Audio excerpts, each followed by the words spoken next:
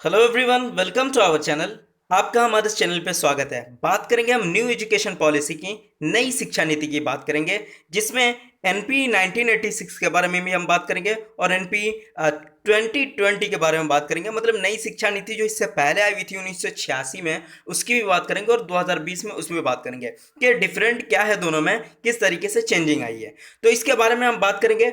आप अगर GS touch में हैं तो सबसे पहले सब्सक्राइब कर लें और बेल आइकन दबा दें, क्योंकि जितनी भी नोटिफिकेशन आएगी वो आप तक सबसे पहले पहुंचे, तो नोटिफिकेशन ऑन कर लें। इसमें हम बात करेंगे नई शिक्षा नीति 2020 में चेंजिंग क्या है, इसमें किस तरीके के टॉपिक के आपसे क्वेश्चन पूछे जाएंगे, सारी बातें मैं डिटेल्स में कवर किया हूं। तो चलिए स्टार्ट करते हैं। फर्स्ट आते हैं क्या समझाया गया है। फर्स्ट है कि new education policy 2020 government of India ने पास किया है, जिसे 29 जुलाई 2020 को केंद्रीय मंत्रिमंडल ने स्कूल के कॉलेज स्तर पर भारतीय शिक्षा प्रणाली में बदलाव लाया, जिसे नई शिक्षा नीति 2020 के नाम से मंजूरी दी गई है। ठीक है, ये एनपी 2020 का लक्ष्य क्या है? तो भारत को वैश्विक ज्ञान महाशक्ति बनाना। क्या है? भारत को वैश्विक ज्ञान महाशक्ति बनाना एनपी 2020 का लक्ष्य है। और ये 29 जुलाई 2012 को सेंट्रल कह तो केंद्रीय मंत्रिमंडल जो था वो इसे मंजूरी दी थी। ठीक है, नई एजुकेशन पॉलिसी बनाने के लिए नई शिक्षा नीति ये 34 वर्षों बाद आ रही है। न्यू एजुकेशन पॉलिसी इससे पहले 1986 में आई थी और उसके बाद ये 2020 में आ रही है। इसे कह तो 29 जुलाई इसे 2020 में आने में इसे किसने इन्फॉर्म किया? तो नरेंद्र मोदी ने ट्विटर हैंडल के द्वारा हमें बताया। और इसे ह्यूमन रिसोर्स डेवलपमेंट जो रमेश पोखरियाल जी हैं, रमेश पोखरियाल ने हमें बताया कि न्यू एजुकेशन पॉलिसी आ रही और प्रेस कॉन्फ्रेंस करके बताया। तो चलिए दोस्तों स्टार्ट करते हैं कि न्यू एजुकेशन पॉलिसी शिक्षा का अधिकार है क्या। तो 86वां संविधान संशोधन 2002 के द्वारा 21A जोड़ा गया था। क्या जोड़ा गया था? आर्टिकल 21A जोड़ा गया था, जिसमें क्या है कि राज्य विधि बनाकर 6 से 14 वर्ष के बच्चों को निःशुल्क शिक्षा दी जाएगी। क्या की जाएगी? 6 से 14 वर्ष को निःशुल्क शिक्षा दी जाएगी। और ये किसमें कहा गया? ये हमारा फंडामेंटल राइट्स है। कौन है? फंडामेंटल राइट्स है, जो 12 से 35 तक हमें कह तो प्रमाणित करता है कि 12 से 35 तक जो आर्टिकल है वो फंडामेंटल राइट्स है, हम उसका यूज़ कर सकते हैं खुद। तो आर्टिकल 21A उसी में आता है। तो इसमें क्या कहा गया है कि 6 से 14 वर्ष के सभी बालकों को निःशुल्क शिक्षा दी जाएगी। ये 86वां संविधान संशोधन 2002 के द्वारा जोड़ा गया है। उसके बाद क्या है?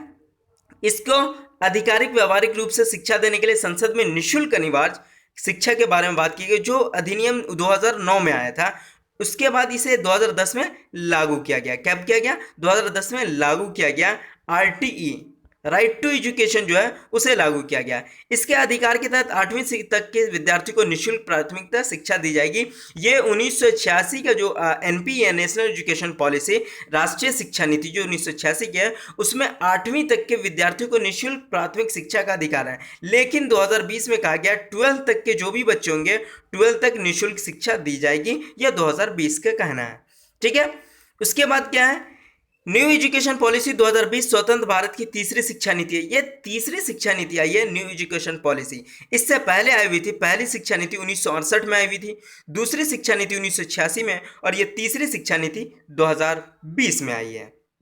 नई शिक्षा नीति के निर्माण के लिए केंद्र सरकार द्वारा एक समिति गठन किया गया था, जो 2017 में किया गया था के कस्तूरी रंगन की अध्यक्षता में। ये इसरो के अध्यक्ष भी रह चुके थे पूर्व। के कस्तूरी रंगन की अध्यक्षता में एक समिति गठन की गई थी, जो न्यू एजुकेशन पॉलिसी को एक नया ढाल दिया था। ठीक है, वो न्यू एजुकेशन पॉलिसी बनाए, उसका गठन किया गया, जिन्होंने मई 2019 में नई शिक्षा नीति का मॉडल तैयार करके केंद्र सरकार को सौंपा। कब सौंपा? 2019 को यह केंद्र सरकार को न्यू एजुकेशन पॉलिसी का मॉडल सौंप दिया। कौन सी गठन की गई थी? के कस्तूरी रंगन समिति गठन की गई थी न्यू एजुकेशन पॉलिसी 2020 को। अब तक स्वतंत्र भारत में कितनी एजुकेशन पॉलिसी आ चुकी है? 3 पॉलिसीज आ चुकी हैं। पहली कब आई? 1968 को आई थी। कब आई पहली? 1968 को। दूसरी कब आई? ठीक 68 को उल्टा कर दें, 1986। और तीसरी 2020 में आई। ठीक है, नेक्स्ट है अब एनपी 1986 और एनपी 2020 में क्या फर्क है। जिन्होंने मई 2019 में नई शिक्षा नीति का मॉडल तैयार करके केंद्र सरकार को सौंपा, उसमें क्या था कि न्यू एजुकेशन पॉलिसी में इसमें क्या था? जीडीपी 1.2% जीडीपी इसमें थी। क्या थी?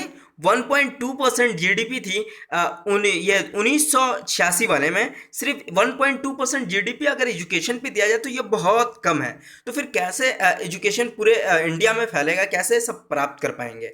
और 2020 में क्या कहा गया है कि केंद्र सरकार शिक्षा विकास के लिए देश के कुल जीडीपी का 6% व्यय करेगी। मतलब ये कुल 6% व्यय करेगी। और पहले क्या था, 1986 वाले में ओनली 1.2% कर दी थी, और इसमें जीडीपी का 6% व्यय करेगी। मतलब एजुकेशन पे बहुत अच्छा खर्च किया जा रहा है अदर देशों में जिस तरीके से किया जाता है।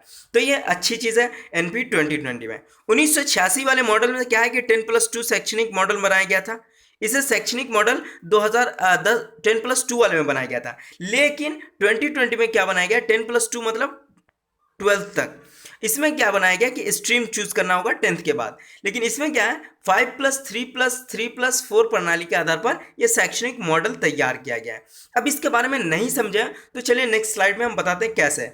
पहला क्या है कि 10 ईयर्स में 6 से 16 साल की एज में फॉर्मल एजुकेशन मिलेगी, औपचारिक शिक्षा मिलेगी, जिसे आप 8th क्लास तक लेते हैं। क्या लेते हैं, सॉरी 10th क्लास तक औपचारिक शिक्षा लेते हैं। 6 से 16 तक मतलब 6 क्लास में 1 क्लास स्टार्ट करते हैं और 16 क्लास तक आपकी मैट्रिक होती है। तो ये फॉर्मल एजुकेशन हुई। अब मैट्रिक करने के बाद 16 से 18 के एज में 10+2 होता है। 10+2 होता है तो क्या होता है ना, 10 के बाद आपको स्ट्रीम चूज करने होते हैं, जिसे स्ट्रीम एजुकेशन कहते हैं। स्ट्रीम एजुकेशन में क्या है कि 10th के बाद आपको जैसे आर्ट्स लेना हो, कॉमर्स लेना हो, साइंस लेना हो, तो ये अलग अलग हो जाते हैं। आप अगर साइंस लेते हैं तो कॉमर्स चूज नहीं कर सकते हैं, कॉमर्स लेते हैं तो आर्ट्स चूज नहीं कर सकते हैं।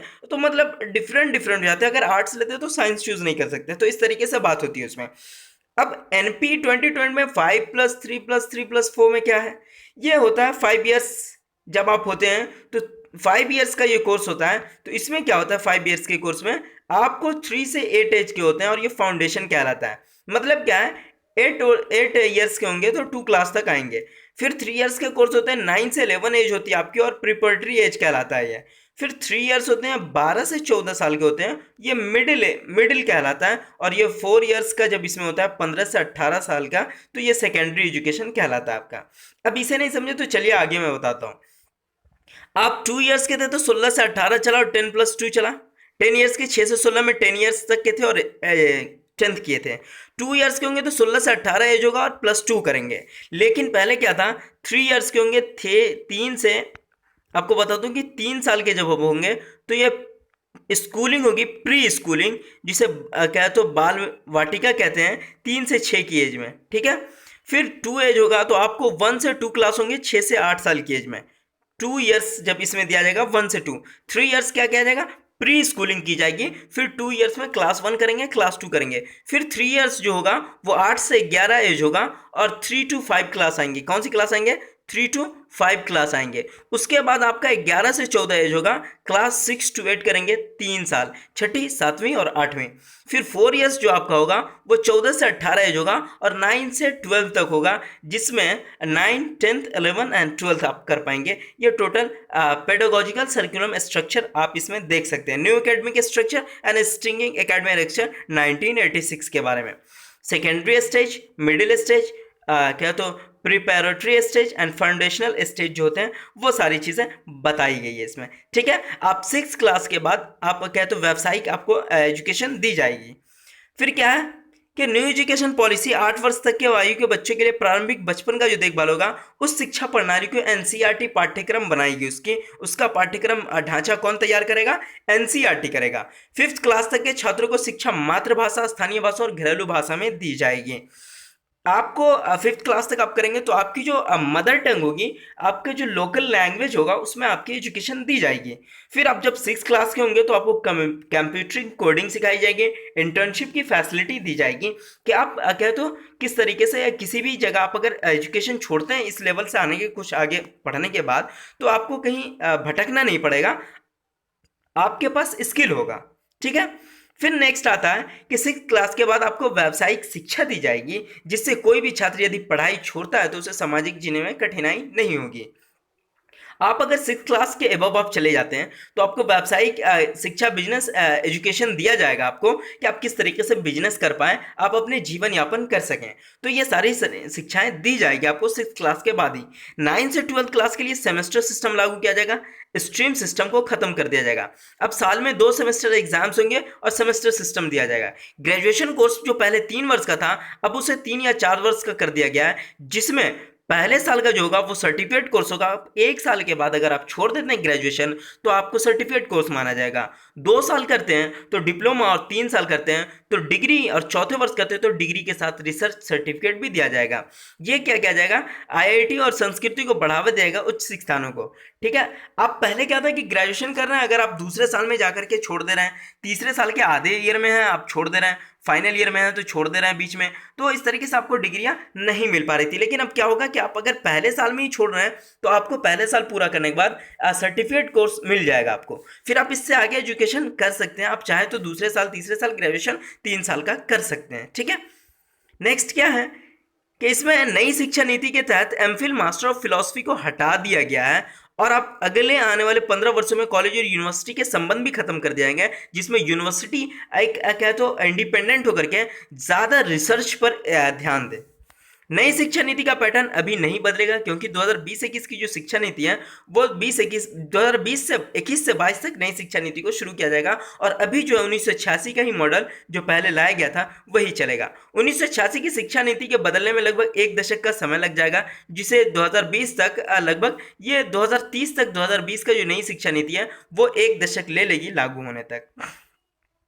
इसके बाद क्या है कि कैबिनेट के मानव संसाधन विकास मंत्रालय का नाम बदलकर शिक्षा मंत्रालय कर दिया गया, जिसे 1985 में राजीव गांधी के टाइम में एमएचआरडी कर दिया गया था, ministry for human research development, लेकिन अब उसे शिक्षा मंत्रालय कहा जाएगा, मिनिस्ट्री ऑफ एजुकेशन कहा जाएगा। एनपी को मंत्रिमंडल द्वारा मंजूरी देते हुए स्वतंत्रता के बाद भारतीय शिक्षा नीति के तीसरा सबसे बड़ा सुधार रहा है।